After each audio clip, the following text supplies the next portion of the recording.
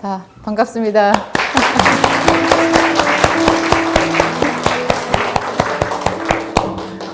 기쁘게 오늘 말씀부터 볼까요? 누가복음 10장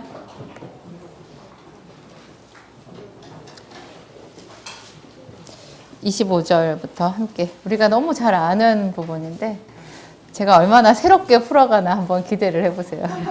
한 번도 못 들어본 이야기일 거예요.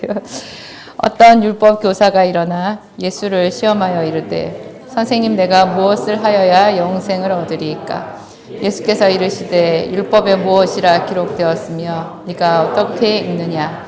대답하여 이르되, 내 마음을 다하며 목숨을 다하며 힘을 다하여 뜻을 다하여 주 너의 하나님을 사랑하고 또한 내 이웃을 내 자신같이 사랑하라 하였나이다. 예수께서 이르시되, 내 대답이 옳도다. 이를 행하라. 그러면 살리라 하시니, 그 사람이 자기를 옳게 보이려고 예수께 여짜오되, 그러면 내 이웃이 누구니이까? 대답하여 이르시되, 어떤 사람이 예루살렘에서 여리고로 내려가다가 강도를 만나매 강도들이 그 옷을 벗기고 때려 거의 죽은 것을 버리고 갔더라. 마침 한 제사장이 그 길로 내려가다가 그를 보고 피하여 지나가고, 또 이와 같이 레위인도 그곳에 그를 보고 피하여 지나가되, 어떤 사마리아 사람은 여행하는 중 거기 이르러 그를 보고 불쌍히 여겨 가까이 가서 기름과 포도주를 그 상처에 붓고 싸매고 자기 짐승에 태워 주막으로 데리고 가서 돌보아 주니라. 그 이튿날 그가 주막 주인에게 데나리온 2를 내어주며 이르되, 이 사람을 돌보아 주라. 비용이 더 들면 내가 돌아올 때 갚으리라 하였으니, 네 생각에는 이 3사람 중에 누가 강도 만난 자의 이웃이 되겠느냐? 이르되, 자비를 베푼 자니이다. 예수께서 이르시되, 가서 너도 이와 같이 하라 하시니라. 아멘. 오늘 제목이 너도 가서 이와 같이 하라. 조금 부담스러우실 수도 있어요. 하지만 전혀 그렇지 않고, 하여튼 오늘 흥미진진한 떨리는 마음으로 말씀을 풀어보도록 하겠습니다. 참 하나님은, 예수님은 그 말씀에 정말 지혜가 있어요. 당연히 하나님이시니까 그러시겠지만, 어떤 율법 교사가 일어나서 예수를 시험했대요. 시험했어요. 내가 무엇을 하여야 영생을 얻으리이까? 저희 약국에서도 늘 사람들 상담을 하고, 저도 오는 손님들 상담을 하는 게 제 일이었는데요. 이 질문을 잘 받는 게 참 중요하거든요. 보통 질문을 잘 이렇게 받는 수가 높지 않은 그냥 평범한 사람들은요, 그 질문을 곧이곧대로 듣고 거기에 답을 달기가 바빠요. 그러면 내가 무엇을 하여야 영생을 얻으리이까? 이러면 여기에 대한 답을 막 말하겠죠. 그런데 예수님은 수가 높아요. 그 사람한테 물어봐요. 율법에 무엇이라 기록되었으며 네가 어떻게 읽느냐? 이 사람 지금 율법 선생이거든요. 자기가 몰라서 물어보겠냐고요. 근데 또 예수님이 너 알면서 왜 물어보냐? 이렇게 말씀하시지 않고 아주 따뜻하게 그 사람에게 되물어보시는 거예요. 참 이런 거 좋은 대화법인 것 같아요. 되물어봐요. 그러니까 이 사람이 대답했어요. 내 마음을 다하고 목숨을 다하고 뜻을 다하여 주 너의 하나님을 사랑하고 또한 내 이웃을 네 자신같이 사랑하라 하였나이다. 다 알고 있잖아요. 우리 이럴 때 있지 않으세요? 알면서 물어보는 거. 이 사람이 그랬어요. 다 알면서 물어봤어요. 그랬더니 예수님께서 네 대답이 옳다. 가서 너도 그렇게 행하라. 그러면 살리라. 우리 여기서 또 좀 다르게 생각해 볼 수 있어요. 무엇을 하여야 영생을 얻으리까? 이 질문을 우리한테 지금 한다 그러면 우리 뭐라고 말할 수 있겠어요? 저는 항상 그런 거예요. 예수 믿으면 영생 얻는데요. 그죠? 네가 나를 믿으면 영생을 얻으리라. 예수님 그렇게 말씀하셔도 되잖아요.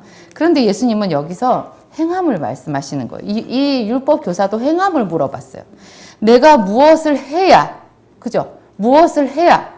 그러면 다시 얘기하면 너 아무것도 할 것 없고 나만 믿으면 돼. 이렇게 얘기를 하셔도 되는데, 예수님은 여기서 그 사람의 질문 그대로 행함에 대해서 얘기하는 거예요. 마음을 다하고 목숨을 다해서 하나님을 사랑하고 이웃을 사랑하라고 했다고. 그래, 가서 너도 이것을 행하라. 그랬잖아요. 근데 이 행함이라는 것이 여기서 결국 하나님을 사랑하는 거잖아요. 그죠? 그러니까 결국 예수님을 사랑한다, 하나님을 사랑한다라는 것이 예수님을 믿는 거잖아요.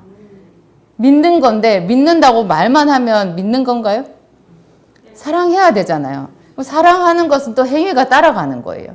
당연히 사랑하니까. 그죠? 당연히 사랑하니까. 이런 하여튼 중요한 이 속에 또 예수님의 그 차원 높은 어떤 말씀이 들어있는 거예요. 우리는 믿으면 되는데 이렇게 생각하는데 이 말이 결코 그 말에서 벗어나지 않지만 이 질문하는 사람의 의도에 딱 맞춰서 예수님께서 그렇게 얘기를 하셨어요. 그랬더니 그 다음에 이 사람이 이제 자기를 옳게 보이려고, 옳게 보인다라는 것은 이렇게 해석하시면 돼요. 잘난 체 하려고. 자기가 얼마나 수준이 높은 사람인지 자랑을 하고 싶은 마음이 드는 거예요. 그래가지고 또 질문을 해요. 그러면 내 이웃이 누구니까? 저는 이 질문을 볼 때마다 참 이상한 거예요. 이웃이 이웃이지. 주변이 다 이웃 아니에요? 그런데 이 사람이 내 이웃이 누구니까 물은 이 질문의 저희가 뭘까?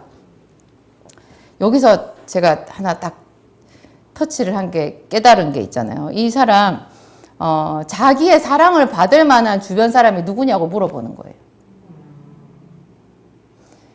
혹시 이런 광고 멘트 들어보셨어요? 당신의 사는 곳이 당신이 누구인지를 말해줍니다.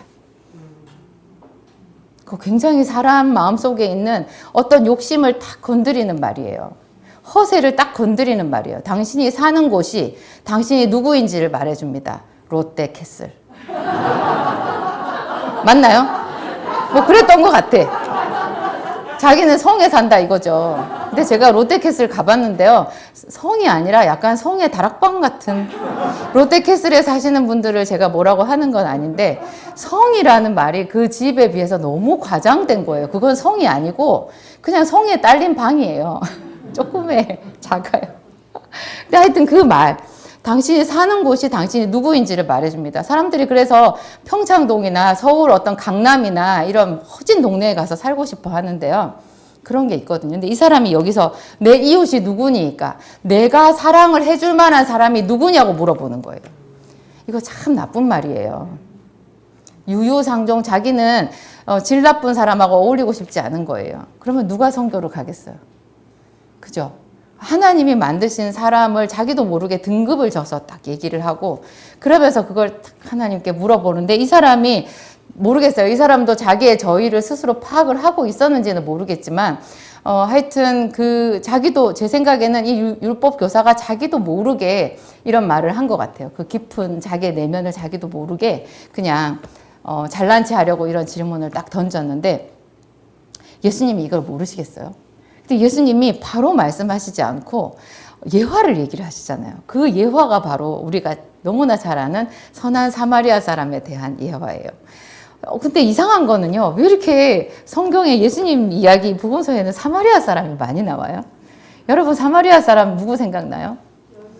사마리아 여자. 그죠? 오늘 여기서 선한 사마리아 사람. 다 좋은 사람들 아니에요? 또 사마리아 사람 나와요. 예, 문둥병자도 있었고요. 그죠? 사마리아 사람이 참 질이 좋은 사람이었나 이상하게 사마리아 사람이 자꾸 나오는데 근데 그렇다고 구원이 사마리아인에게 나는 것도 아니에요. 하나님은 분명히 유대인을 택하셨고 분명히 예루살렘을 택하셨어요. 근데 하나님이 굉장히 안타까우신 거예요. 왜 나를 믿는다라고 말하는 너희들보다 저 바깥에 있는, 사마리아는 바깥을 얘기하거든요. 바깥에 있는 저 사람들이 더 내가 보기에 내 계명을 지키는 것 같이 행하는 자가 많으면 어찌미냐 이렇게 물어보시는 거예요. 이 사마리아 사람을 딱 예를 드신 게 이게 어디 베들레헴 사람도 아니고 그죠? 하필 사마리아 사람이에요. 근데 여기서 어떤 사람이 예루살렘에서 여리고로 내려가다가 거기서 강도를 본래 예루살렘에서 여리고로 가는 길이 험하대요. 본래 그 시대에 그랬대요. 그래서 거기는 강도가 출몰하는 곳으로 아주 이름이 나 있는 곳이었대요. 그래서 어떤 사람이 진짜 강도를 만나서 그래가지고 다 뺏기고 두들겨 맞고 그래갖고 쓰러져서 이제 죽을 수도 있는 그런 상태에 있었던 거예요. 제 생각에는 예수님이 하나님이시잖아요. 예수님이 실제로 이런 사건을 보셨던 것 같아요. 보셨던 것 같아요. 제 생각에는 그래요. 그랬는데 마침 한 제사장이 그 길로 지나가다가 그를 보고 쓱 피하여서 가고 그 다음에 이제 레위인도 그를 딱 보고는 슥 피하여서 지나갔다. 근데 여기서 우리가 저도 굉장히 오랫동안 이 부분 성경을 읽으면서 이 제사장하고 이 레위인은 그냥 처음부터 색안경을 끼고 보는 거예요. 얘들은 본래 나쁜 애들이잖아. 그죠? 제사장이 좋게 나오는 거 봤어요? 제사장이 좋게 나오지를 않아. 이상하게 시작 성경에는. 다 좀 한 자리 깔고 봐야 될 것 같아요. 특히 예수님을 죽인 안나스와 가야바 제사장. 완전히 그 사람들은 나쁜 사람들이잖아요. 근데 여기서도 제사장. 레위인도 좋게 나오는 레위인이 별로 없어요. 별로 없어요. 다 이 사람들은 뭔가 좀 그렇잖아요. 그래서 여기서도 이 사람들은 그래 외식하는 사람들이고 어떤 하나님을 향한 진심이 없는 사람들이야. 이렇게 생각하고 여기를 읽으면 은혜를 확 까먹어요. 그렇게 읽으시면 안 돼요. 여기서 말씀하시는 이 제사장과 레위인은요, 최고의 예배자를 말하는 거예요. 최고의 예배자. 여러분, 우리가 제사장이에요. 왕 같은 제사장. 그죠? 우리가 레위인이에요. 우리 성전에서 봉사하잖아요. 이게 우리라고 생각하셔야 돼요. 가장 최선을 다해서 하나님께 자신을 드리고 자신을 예배하는 그 사람이라고 생각하고 여기를 읽어야 제대로 이해가 돼요. 근데 정말 하나님을 열심히 섬기는 그런 제사장이었는데요. 흠이 없이 하나님을 섬기는 제사장이었는데 그 강도를 딱 보고는 싹 피해갔어요. 아무도 없잖아. 골치 아프니까 딱 피해갔어요. 그런 레위인도 딱 피해갔어요. 그랬는데 하나님께 예배하지도 않고 말씀도 잘 모르는 사마리아 사람 하나가 거기를 여행 지나가고 있다가 본 거예요. 깜짝 놀래가지고 그 사람을 또 보고 너무 불쌍해. 놔두면 죽겠구나. 이런 생각을 하고는 앞뒤 따지지 않아요. 앞뒤를 전혀 따지지 않고 가까이 가서 그 사람에게 기름, 제가 여기 기름 올리브 기름이라고 얘기했죠? 네, 올리브 기름. 기름 이게 외상에 쓰는 거예요. 외상에. 뇌상에도 쓰더라고요. 그래서 소화관 안에 어떤 염증에도 이 기름이 쓰여요. 근데 이 기름과 포도주는 알코올이잖아요. 이게 소독약이라고 생각하시면 돼요. 이걸로 응급처치를 한 거예요. 그리고 붓고 싸매고, 그리고 자기 짐승에 태워서 그걸 주막으로 데리고 가서 돌보아 줬어요. 근데 그 다음날 이제 자기는 자기 일을 떠나야 되잖아요. 일을 떠나야 되는데 세상에 주막 주인한테 데나리온 2를 줬어요. 이 데나리온 잘 생각하세요. 이 데나리온이 얼마라고요? 노동자의 하루 품삯. 그냥 우리는 데나리온 2 하니까 무슨 동전 정도 뭐 1,000원짜리 한 2장, 10,000원짜리 2장 이렇게 생각할 수 있어요. 이걸 잘 해석을 하셔야 돼요. 이 데나리온은 당시에 노동자가 하루 종일 일한 품삯이에요. 요즘으로 치면 그러면 얼마겠어요? 10만 원에서 최소한 20만 원은 되겠죠. 10만 원에서 20만 원 사이 정도. 얘 둘이에요, 둘. 그러면 20만 원에서 40만 원이에요. 그러면 좀 느낌이 오세요? 이 사람이 얼마나 크게 희생을 한 건지. 20만 원 뭐 모르는 사람 위해 가지고 거기다가 20만 원이라고 써도 20만 원을 주고 뭐라 그래요? 부비가 더 들면 돌아올 때 내가 준대요. 이렇게 말하는 거 정말 쉽지 않거든요. 그렇게 했대요. 그 다음에 예수님이 하시는 말씀, 여기까지 예화잖아요. 네 생각에는 이 사람들 중에서, 이 세 사람 중에서 누가 강도 만난 자의 이웃이 되겠느냐? 저는 예수님이 말씀하실 때 참 어려워요. 사마리아 여자랑 대화를 나누실 때도 예수님은 항상 동문서답이었거든요. 동문서답. 좀 말이 이상하지 않아요? 맨 처음에 요 율법 교사가 뭘 물었어요? 누가 내 이웃이냐 물었어요. 자기는 있고 상대방 이웃을 고르는 거예요. 그래서 누가 내 사랑을 받을 만한 내 주변 사람 이웃이 되겠느냐, 내가 어떤 사람한테 이 사랑을 쏟아 부어야 되겠느냐, 그거를 물었거든요. 아무나 나는 사랑해 주기는 좀 그렇습니다. 뭐 좀 구체적으로 지칭을 해주시면 좋겠습니다. 이렇게 얘기를 한 거예요. 그랬더니 예수님은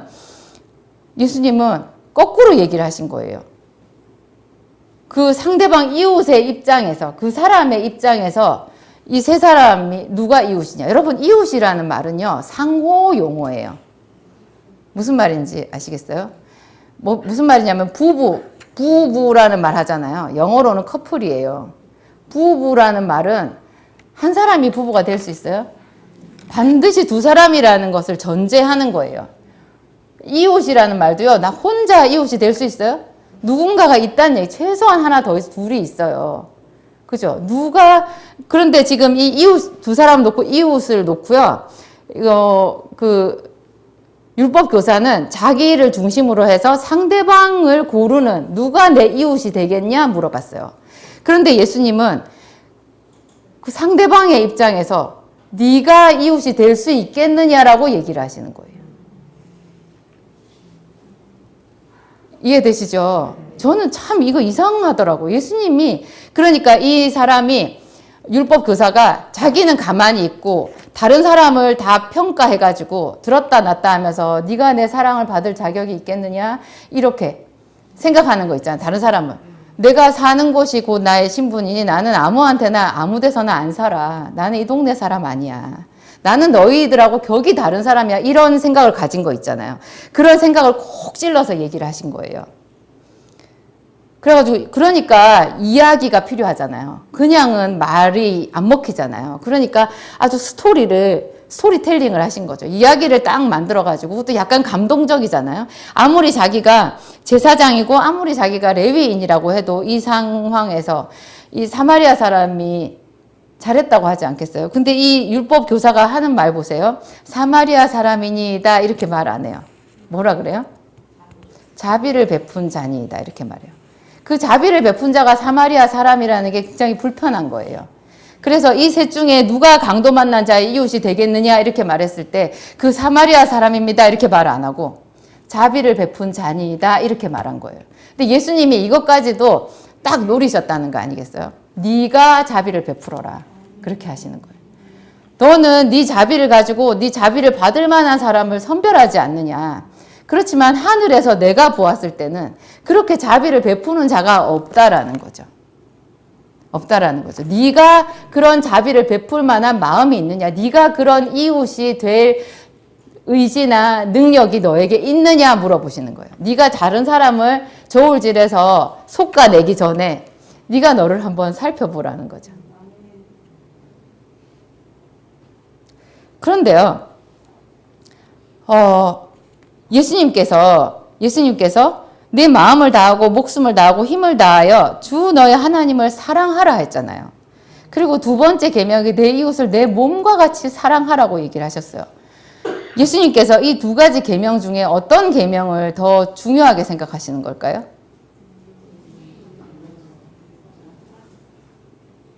제 생각에는요. 이거를 저울질할 수가 없는 거예요. 무슨 말이냐면 아까 제가 그랬잖아요. 이게 제사장하고 레위인이 정말 온전한 예배자라는 걸 전제로 하는 거라고. 여기서 나쁜 제사장이라고 안 했어요. 나쁜 레위인이라고 안 했어요. 외식하는 제사장, 외식하는 레위인이라고 말씀하시지 않았어요. 그러면 제사장은 제사장다운 제사장이고 레위인은 레위인다운 레위인이라고 생각을 해야 맞아요. 이런 사람들도 이 이웃을 모른 채 하고 비껴갔을 때 그의 예배를 받지 않으시겠다라는 뜻이에요. 그죠? 반대로 이 선한 사마리아 사람은 예배를 드리지 않고 하나님의 말씀을 몰라요. 그런데도 하나님이 이 사람을 굉장히 긍휼히 여기시면서 바라보시는 거예요. 물론 구원은 예수 그리스도를 믿어야 되죠. 못 믿으면 아무리 이 선에서 뭐 강도 만난 사람 100명을 구원한데도 그걸로 구원을 받을 수는 없어요. 그렇지만 하나님이 그 사람을 눈여겨보신다라는 거죠. 그러니까 네가 하나님을 사랑한다고 하면서 네 이웃을 사랑하지 않으면 그게 나를 사랑하는 거냐 이렇게 말씀하시는 거예요. 제가 아까 요한복음 어디 참고 말씀했죠. 내 계명을 듣고 지키는 자라야. 요한복음 이게 14장인가요? 15장인가요? 14장인가요? 함께 읽겠습니다. 나의 계명을 지키는 자라야 나를 사랑하는 자니 나를 사랑하는 자는 내 아버지께 사랑을 받을 것이요 나도 그를 사랑하여 그에게 나를 나타내리라. 내 계명을 지키는 자가 나를 사랑하는 자래요. 이걸 꼭 다시 또 얘기하면 내 이웃을 사랑하는 자라야 나를 사랑하는 자라는 거예요. 네가 나를 사랑한다고 하면서 네 이웃을 사랑하지 않으면 네가 나를 사랑하냐? 네 이웃을 사랑하지 않는데 네가 나를 사랑하냐? 지금 제사장과 레위인이 예루살렘에서 열심히 예배를 드리고 제사를 지내고 여리고성으로 내려가는 거예요. 자기 일을 마치고. 그랬는데 이 이웃을 돌아보지 않아서 그 사람이 하나님께 제사하는 게 헛되된 거예요. 굉장히 중요한 거죠. 제가 주변에서 이런 사람 많이 봤어요. 자기와 하나님과의 관계만 중요해. 주변은 돌아보지 않아. 다 예배만 드리고 집에 가. 그러니까 코로나가 되니까 어떻게 돼요? 이제 교회 올 필요도 없어졌잖아요. 그러니까 더 이게 공고해지는 거죠. 그런 사람들은 교회 올 필요가 없다고 느낄 수밖에 없어요. 불편한 사람들하고 뭐하러 부딪혀요? 그죠? 자기와 하나님과의 관계만 있으면 되는데. 근데 그게 아니라는 거예요. 성경에 보면 내 계명을 지키는 자라야 나를 사랑하는 자래요. 제사장과 레위인도 이웃을 돌보지 않았을 때 예수님이 그 사람들을 아니라고 얘기를 하시는 거예요. 이웃이 아니라고 하셨잖아요. 그죠? 제가 감옥을 두 가지 감옥이 딱 떠오르더라고요. 구약의 감옥 하나, 신약의 감옥 하나. 왜 감옥을 얘기하냐면, 뭔가 제일 하나님이 절실한 상황, 갇힌 상황, 가장 절박하고 힘든 상황을 딱 설정한다면 감옥이잖아요. 그죠? 구약의 감옥, 창세기의 감옥, 요셉의 감옥이잖아요. 신약의 감옥 하면은 베드로가 감옥에 갇힌 게 떠오를 수 있는데 또 더 목사님들 설교에 많이 나오는 게 빌립보 감옥이죠. 빌립보에서 사도 바울과 실라가 정말 그 나라와 그 의를 구하다가, 그죠? 마게도냐로 가서 마게도냐 사람을 도와주라고 하셨잖아요. 그래서 죽을 고비를 넘기고 에게해를 넘어서 가서 마게도냐 성에 갔어요. 근데 거기서 뭐 회당도 없고 그런 데서 산전수전 겪다가 자주장사 루디아를 만났고, 그래서 또 거기서 어떻게 교회를 세워보려고 전도를 하는데 귀신 들린 여종이 계속 방해를 해가지고 귀신을 쫓아냈는데 그 바람에 그냥 불법적으로 감옥에 갇혔잖아요. 재판도 제대로 안 받고. 사도 바울은 로마 사람이었는데, 근데 거기서 그 순간에는 로마 시민권자임을 말하면 안 됐던 것 같아요. 그러면 그 성을 떠나야 되거든요. 자기는 여기 남아서 말씀을 전해야 되는 것이었기 때문에 그 순간에는 자기가 로마 시민권자라는 걸 말 안 했던 것 같아요. 그래가지고 감옥에 갇혔잖아요. 얼마나 억울했을까요? 정말. 저는 제가 하나님 말씀대로 다 했는데 제가 길을 잃었다라는 생각이 들었을 때 기가 막히더라고요. 어떻게 이런 일이 있을 수가 있나. 내가 뭘 잘못했나. 정말 주의 일을 열심히 하다가 뭐 죽을 병에 걸렸다 해도 그런 생각 들지 않겠어요? 내가 뭘 잘못했나. 이런 게 다 우리가 현실에서 만날 수 있는 감옥 같은 거예요. 감옥 같은 거예요. 굉장히 억울하죠. 그때 그 감옥 마치 하나님도 우리를 버리신 것 같고 모든 것에서 딱 막혀가지고 자기 혼자 비참하고 슬프고 억울하고 그런 거잖아요. 이 입에서 그냥 불평이 안 나오는 게 이상하죠.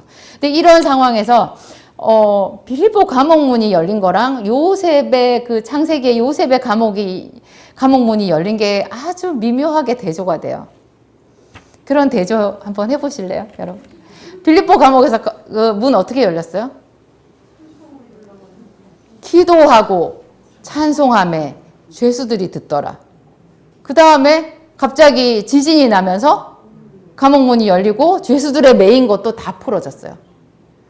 그것은 정말 우리 삶의 최고로 우리가 모든 사람들이 바라는 그런 기적이잖아요. 다 풀어지는 거잖아요. 사업의 문이 막힌 거 풀리고, 그죠? 오해가 다 풀리고, 슬픔이 다 떠나가고, 그죠? 가난이 끝장나고, 뭐 그런 상황을 말하는 거예요. 어떻게 죄수들이 묶인 거, 이 바울과 실라의 이것만 풀린 게 아니에요. 거기 있던 모든 죄수들의 묶인 게 다 풀렸어요. 우리가 어떻게 알 수 있어요? 거기서도 분명 메인 것이 다 풀렸더라 되어 있는데, 그 다음에 간수가 자살하려고 하잖아요. 그때, 네 몸을 상하지 말라 하면서 우리가 다 여기 있다는데 모든 죄수들이 다 거기 있어요. 다른 옆에 사람들까지. 그러니까 복을 제대로 받고 하늘문이 제대로 열리면요, 다 같이 잘 되는 역사가 있어요.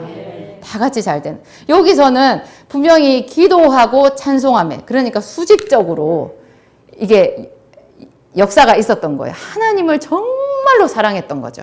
이렇게 억울한 일이 있어도 그분은 선하시다라는 걸 생각하고 그분의 이름을 부르면서 거기서 기도를 했고, 기도를 하자 성령의 감동이 임해서 찬양이 임했고, 찬양이 임하면서 다 열려버린 거예요.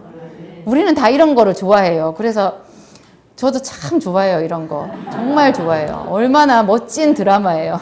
드라마 좋아요. 드라마 좋아요. 제가 뭐 래프팅을 한다든지 번지 점프를 한다든지 뭐 놀이공원에 가서 바이킹을 탄다든지 이런 거는 싫어하거든요.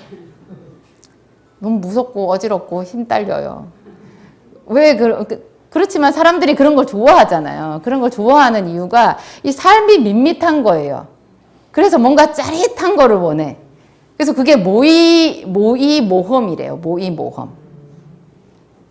줄 달고 뛰어내리잖아요. 번지점프. 얼마나 짜릿해. 그런데 저는 항상 삶이 짜릿했어요. 하나님 이름으로 제대로 믿음으로 살다 보면요. 모든 것이 결단이고 그 한 치 앞을 내다볼 수 없는 그런 데서 결단해야 돼요. 지금도 저는 남들이 보기에는 크게 성공한 것 같지만 이게 커지니까 또 결단할 일이 더 많아요.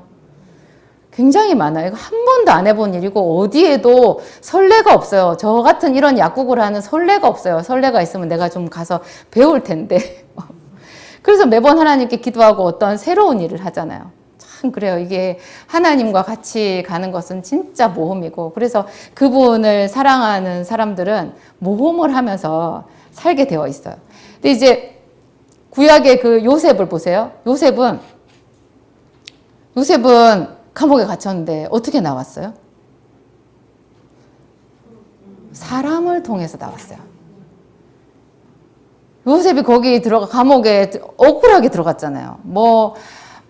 사도 바울하고 거의 막상막하 정도의 억울함 아니었을까 그런 생각이 들어요. 어떻게 자기 주인의 아내를 자기가 그렇게 누명을 써가지고 이제 우리 목사님 말씀도 그렇고 제 생각에도 그 주인이 알았을 것 같아요. 보디발이 이렇게 자기 아내가 좀 이상한 여자라는 거. 그게 안 그랬으면 그 남자들이 놔두겠어요. 종놈이 자기 아내를 건드리려고 했는데 그냥 단칼에 죽여버리죠. 그런데 그 보디발이 안 죽이고 얘를 감옥에 넣은 것은 뭔가가 있는 거예요. 뭔가가. 어쨌든 하여튼 요셉은 죽을 고비를 넘기고 감옥에 들어갔는데 거기서 얼마나 억울했겠어요. 근데 거기 들어가가지고 이 사람은 또 자기의 마음의 평정심을 잃지 않아요. 그게 하나님을 사랑해서 그런 거예요. 하나님을 사랑한다라고 하는 것은 하나님의 선하심을 믿는 거예요. 자기한테 이렇게 억울한 일이 생겨도 분명히 하나님께는 계획이 있을 것이고 그분은 나를 여기서도 얼마든지 건져내 주실 수 있다는 거. 그거를 믿은 거죠. 믿으니까 평정심을 유지할 수 있고 그래서 그 안에서도 그 다른 죄수들하고 탁월하게 삶의 방식이 달랐던 거예요. 제가 전에 말씀드린 적이 있는데 그 이건희 회장 아드님 이재용 씨가 감옥에 구치소에 갇혔었잖아요. 근데 제가 신문인가 뉴스에서 그 말 봤어요. 그분이 너무 자기 딴에는 우리는 뭐라고 할지 몰라도 얼마나 억울했겠어요. 억울했을 텐데 한 2, 3일인가 지나서 그분이 아침에 일찍 일어나서 이불 딱 개고요. 밥도 다 먹고요. 책을 본대요. 그래서 제가 와, 저분은 이건희 회장 아들 맞구나. 저기서 잘 졸업하고 나가서 정말 멋지게 그 삼성을 재건하겠다. 그런 생각이 들더라고요. 그런 마음의 용량 그거. 쟤는 금수저잖아. 쟤는 저러니까 나도 저러면 저만큼 할 수 있어. 함부로 말 못해요. 우리는 가난한 이유가 있는 거고 그 사람들은 그 가문을 유지하는 그런 이유가 있는 거예요. 그런 거를 다 인정할 때 하나님이 우리를 높여주세요. 왜냐하면 그 사람을 부자가 되게 해주신 분이 하나님이시기 때문에 그 사람이 자꾸 저거는 이상해 그렇게 얘기하면 하나님 당신 똑바로 다스려 이렇게 말하는 게 돼요. 하나님은 불공정하게 세상을 다스리시는 것 같아요. 이렇게 말하는 게 돼서 하나님을 반역하는 게 돼요. 그런 말은 입에 담지도 마세요. 여러분 주변 사람들이 다 가진 자 욕하고 가진 자에 대해서 안 좋은 얘기 나와도요. 하나님은 분명히 얘기하셨어요. 온유한 자가 땅을 차지한다고. 여러분한테 땅이 없는 것은? 생각하셔야 돼요. 우리 부지런히 우리 마음 가꾸면 돼요. 그럼 하나님이 뭘 아끼시겠어요? 우리에게 예수 그리스도 그 아들을 주셨는데. 그죠? 근데 하여튼 이 요셉이 거기서 평정심을 지키고 쭉 했더니 간수장이 요셉을 잘 본 거예요. 그래서 거기서 감옥에 재반 업무를 맡겼어. 그러면 또 우리 목사님 말 맞다나 이것은 일만 는 거잖아요. 그 안에서 월급 나오나? 그 감옥 안에서 재반 사무를 하는 사람은 외출이 가능하나? 똑같거든요. 그런데 그 일을 성실하게 한 거예요. 근데 또 그 일만 한 것이 아니라 거기에 있는 사람들에 대해서 넉넉한 마음을 가지고 있었던 거죠. 자기 코가 석잔데, 그죠? 그 안에 다른 죄수들의 사정을 살피고 그 얼굴을 살피는 그 마음, 이 사람은 감옥에 갇힌 자가 아닌 거예요. 겉으로 보면 감옥에 갇혀 있어도 이 사람은 벌써 모든 것에 다 통해 있는 거죠. 그러니까 하늘문도 열려 있는 거예요. 그죠? 이웃을 진심으로 사랑할 수 있는 사람은 하나님도 사랑하는 사람이고요. 그죠? 하나님을 진심으로 사랑하는 사람은 하나님이 지으신 이웃도 사랑하는 거예요. 하나님이 나만 사랑하시나요? 하나님이 저 형제도 사랑하시는 거예요. 그래서 저는 여러분들도 다 제가 들었던 그 음성을 한 번씩 들었으면 좋겠어요. 네가 뭔데 내 딸을, 네가 뭔데 내 아들을, 그 있잖아요. 네가 뭔데. 그 순간에 저는 딸이 아니더라고요. 저는 딸이 아니고 그 이상한 아가씨만 딸이었어. 저는 딸 아니고. 와, 정말 그거 제가 한 대 맞은 거예요, 하나님께. 그런데 얼마나 감사한지 그 말씀이 있었기 때문에 제가 다른 사람한테 교회를 이렇게 세워가면서 어떤 성도한테 무슨 한마디를 가르쳐주는 한마디를 하려고 그럴 때도 제가 10번이고 20번이고 100번이고 그 말을 제 속에서 한번 재생을 해보는 거예요. 이렇게 재생을 해서 이렇게 말을 하면 그게 제3자가 듣기에, 저 사람이 듣기에 괜찮은 말일까? 지혜로운 말일까? 그거를 계속 생각하는 거죠. 하나님께, 하나님 이거 아무리 얘기를 해도 뾰족한 말밖에 될 수가 없는데 이걸 좀 어떻게 해주세요. 물론 저도 처음에는 저도 초보잖아요. 그러니까 좀 아픈 말도 했을 수도 있어요. 근데 점점 더 그렇게 되는 것 같아요. 점점 더 다른 사람에 대해서 생각하고 그러는 것 같아요. 여러분이 다 여기 얼마나 하나님을 사랑하시니까 여기 계세요? 여러분의 아내와 자식과 그저 여러분이 부리는 사람이나 회사 동료나 교회에 있는 어떤 주변의 집사님도 다 여러분의 이웃이라는 것을 생각하셔야 돼요. 여러분의 이웃. 진짜로 이웃. 그죠? 여러분은 그러면 이미 이웃이 되실 그 마음과 능력이 다 있으신 거네. 그죠? 그러면 그냥 하늘문이 열리는 거예요. 우리는 이 둘 다 해야 돼요.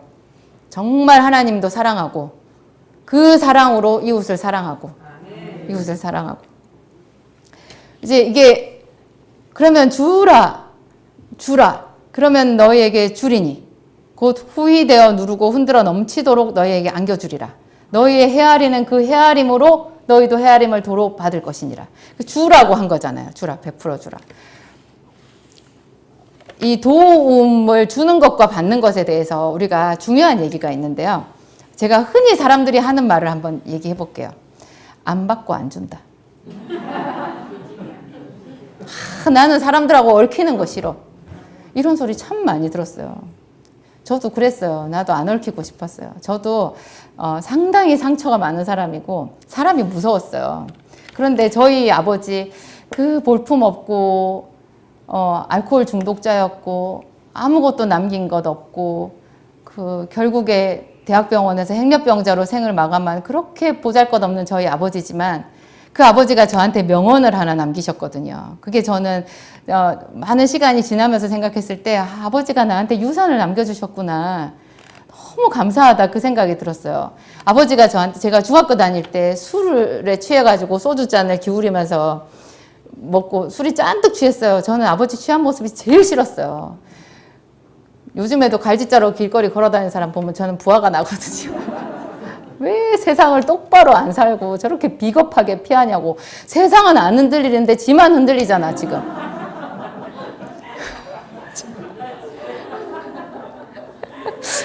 하여튼 근데 그 아버지가 저한테 그랬어요. 그날 열심히 공부해라. 네만 열심히 공부하면 사람들이 너를 도와줄 거야. 네가 열심히 공부하면 사람들이 너를 도와줄 거야. 그때 당시에 제가 그 어린 마음에 아버지 그 말이 몸서리 쳐지기 싫었어요. 그게 사람들이 도와줄 거다라는 그 말이요. 나는 능력이 없다는 소리로 들리더라고요. 아버지 자신이 능력이 없는 거예요. 아버지가 애를 보호해줘야지. 그 중학생인 딸을 어디 누구 얼굴도 모르는 막연한 사람한테 맡겨요. 사람들이 너를 도와줄 거래. 그런 비겁한 말이 어딨어요. 제가 굉장히 슬프고 싫었지만 보아하니 뭐 아버지를 설득해봐야 소용도 없고 이것은 내가 마셔야 되는 잔인 거예요. 아버지는 소주잔을 마시는데 저는 그 잔을 마셔야 됐어요. 이제 내가 누군가의 도움을 받을 수 있게끔 사람들이 저를 봤을 때 도와주고 싶은 마음이 들게끔 쟤는 도와줄 만한 애네. 그런 생각이 들게끔 제가 반듯하게 살아야 되고 열심히 살아야 된다는 그 잔이 저에게 온 거예요, 저한테. 아버지가. 근데 그거를 또 더 생각해 보니까요. 세상과 어우러져서 살으라는 뜻이에요. 우리는 도움을 주고 도움을 받고 사는 거예요. 나는 안 받고 안 줄래 이렇게 해가지고 잘 사는 사람이 없어요, 세상에. 우리 목사님이 늘 말하는 대로 가게를 하나 차려도 사람들이 와줘야 돼요. 처음부터 거기 음식이 맛있어요? 처음부터 서비스가 좋아요? 다 장사 처음에. 그리고 뭐 여러 번 실패해 봤던 사람이라고 해도 못했으니까 실패했지. 그러면 별 볼 일 없거든요. 근데 거기에 한 사람이라도 와주면 그 사람이 정말 고마운 사람인 거예요. 그런데 제가 식당 같은 데 가보면요. 그냥 내가 그 식당에 들어가는 순간에 손님 없는 식당일수록 그래요. 그냥 나는 그 집에 뭐 예를 들어서 5,000원짜리 백반을 파는 식당이면요. 나는 그냥 5,000원짜리예요. 그 사람한테. 그래서 아무렇게나 자기 있는 반찬 이렇게 해가지고 어떤 집에 갔을 때는 제가 쉰 반찬을 먹기도 했어요. 반찬이 쉬었더라고요, 다. 그래서 이 사람 정말 부자 되긴 틀렸구나. 그 한 사람이 얼마나 귀한 사람인데 한 사람이 먹어보고 맛있으면 더 훨씬 많은 사람을 데리고 오잖아요. 저는 수십 명을 데려갈 수 있는데 저를 그렇게 쉰 반찬으로 쫓아냈어요. 어떻게 장사가 되겠어요? 누가 오면 그 사람이 나를 도와주러 왔다고 생각해야 돼. 귀한 손님이 온 거예요. 그래서 우리는 항상 도움을 주고 도움을 받는 거예요. 안 주고 안 받는다 이 생각은요. 자기는 받고 안 준다라는 말하고 똑같아요. 자기도 모르는 새에 이미 많은 사람의 도움을 받았어요. 남의 도움 없이 큰 사람 있나요? 그런 거예요. 저도 이런 거를 항상 하나님의 말씀에 비추어서 제가 묵상하고 생각하고 그래서 이렇게 하나님이 지혜를 주셔서 이런 걸 안 것 같아요. 나도 아무도 나를 안 도와준다고 생각했는데 정말 내가 많은 사람의 도움을 받았구나.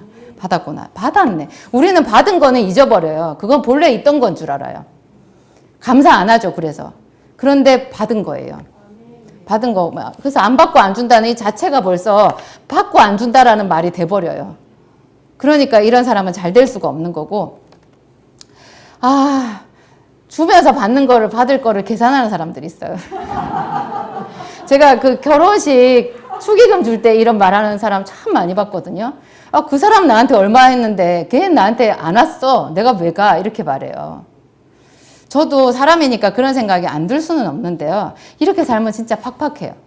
우리가 직장에 가서 일을 해도요. 내가 월급을 받는 만큼 일한다고 생각하잖아요. 그러면 그런 사람은 어떤 사람인지 아세요? 그게 잠언서에 나와요. 게으른 자는 그 부리는 자에게 눈에 연기 같고 이에 초 같다고 그래요. 눈에 연기 어떻게 돼요? 매워요. 그 일 못하는 직원 하나 있으면요. 요즘에 대한민국 노동법이 무서워서 자르지를 못해요. 못 내보내요.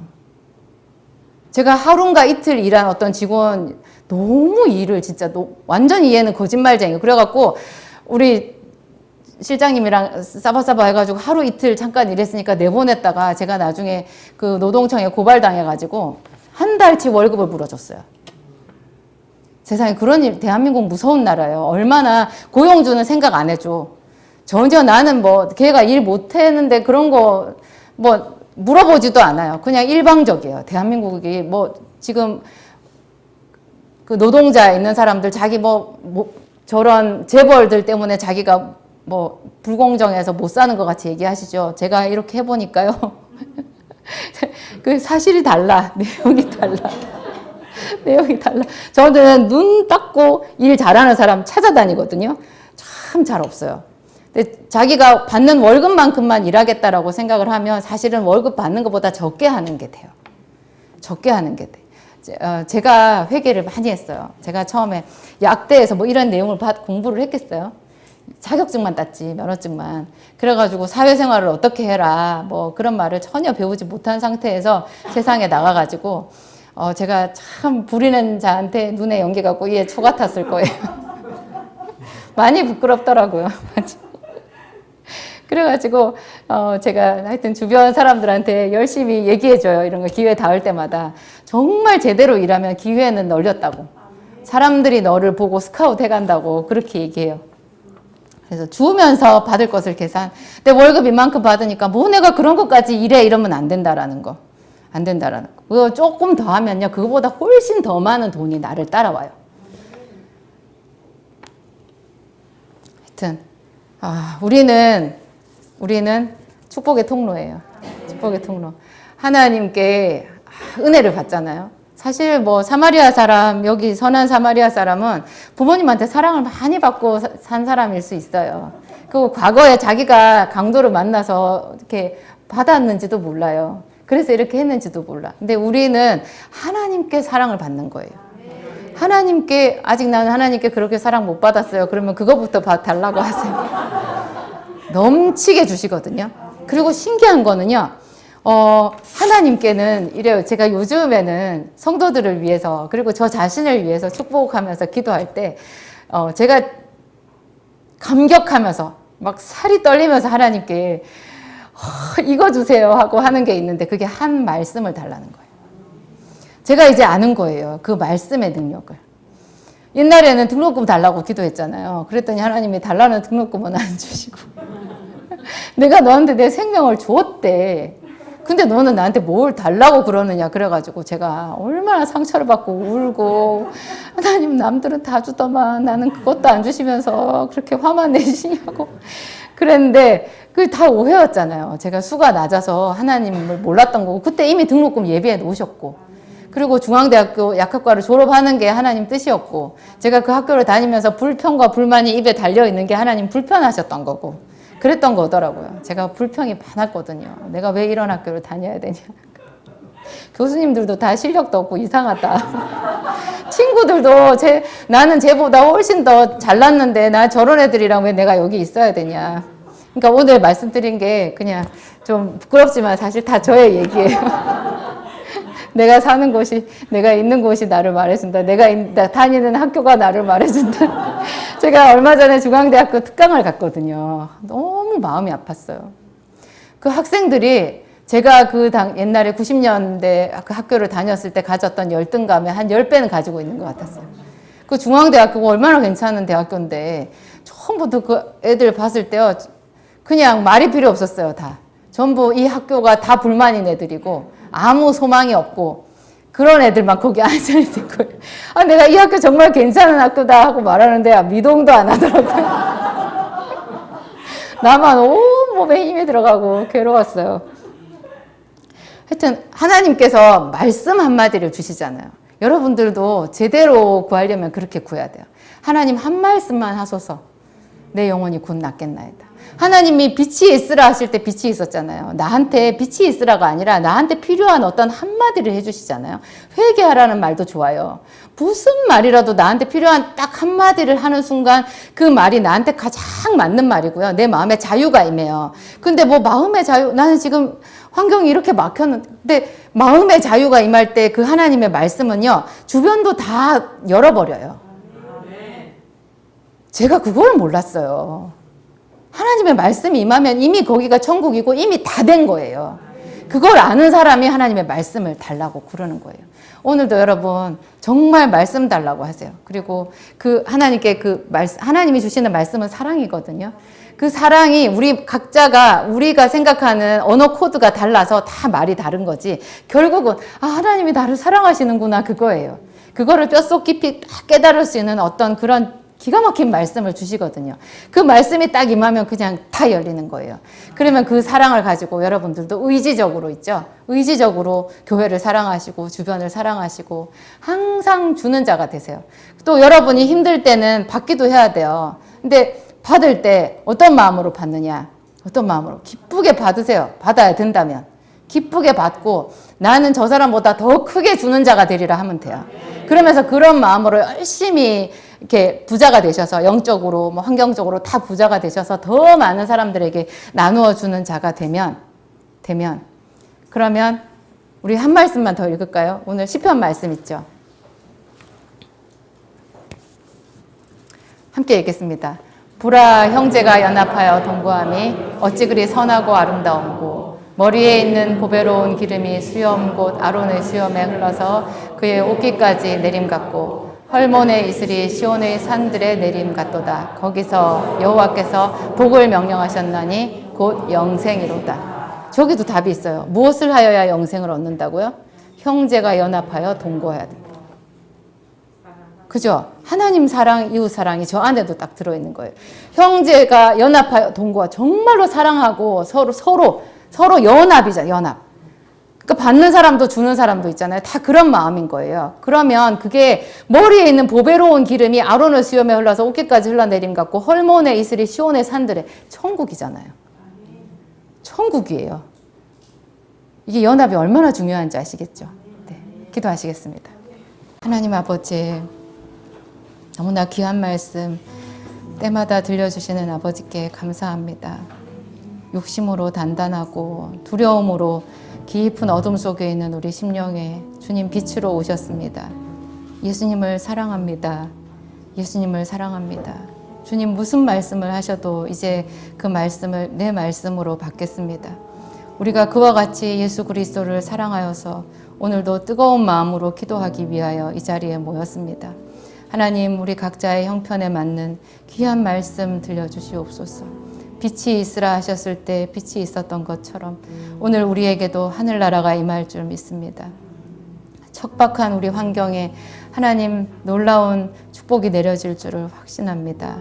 우리 안디옥 교회가 또 이 방송으로 우리와 함께하는 모든 당신의 자녀들이 다 있는 그 자리에서 하나님과 하나가 되고 이웃과 하나가 되고 그래서 헐몬의 이슬이 시온의 산들의 내림 같은 그런 축복을 받을 줄 확신합니다. 성령님 오시옵소서. 지금 이 자리에 오시옵소서. 우리가 모인 곳에 주님 우리 곁에 계시겠다고 하셨습니다. 그 약속의 말씀대로 오늘 오셔서 우리 모든 사람들 위해 기도의 영으로 역사하시고 하늘 문을 열어 주시옵소서. 감사하오며 예수님 이름으로 기도하였습니다. 아멘. 함께 기도하시겠습니다.